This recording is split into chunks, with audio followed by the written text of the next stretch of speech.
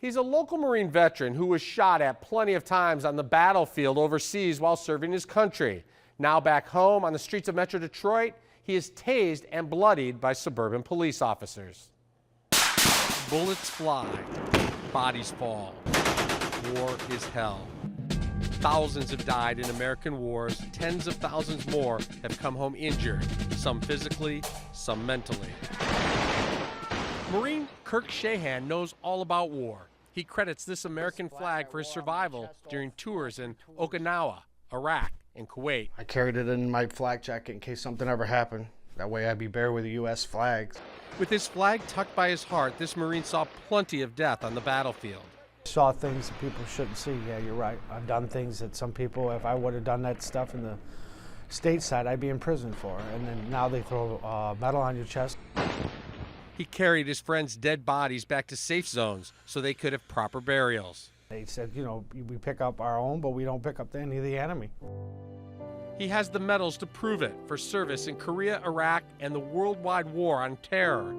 Kirk Shehan is a real American hero who had one real bad night on the streets of Van Buren Township. Drop your keys, man.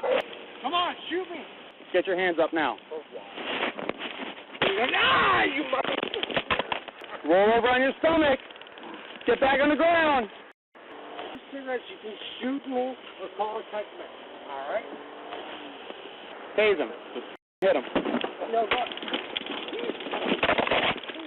Shehan has been diagnosed with post-traumatic stress disorder.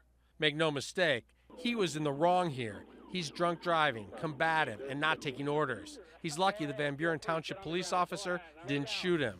Shehan admits all that. He pled guilty in court to DUI and assault. But he says this terrible incident should be a call to action for first responders to be trained on how to deal with people diagnosed with PTSD. There was a lot of heavy combat. I suffered anywhere from 12 to 16 concussions. Loud noises, confined spaces are just some of the triggers that cause a flashback for Shehan. Instantly, he's back on the battlefield. My heart is racing. My throat's way up here. I can't breathe. I start panicking. I have a panic attack.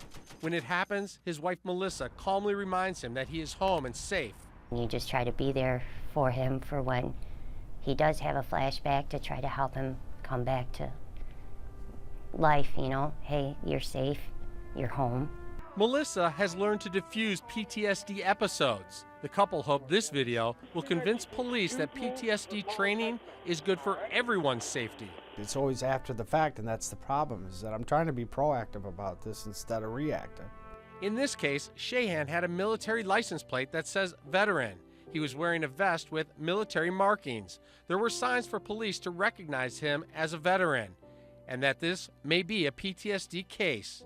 If police had training, they may have approached him differently. A violent, dangerous arrest may have been avoided.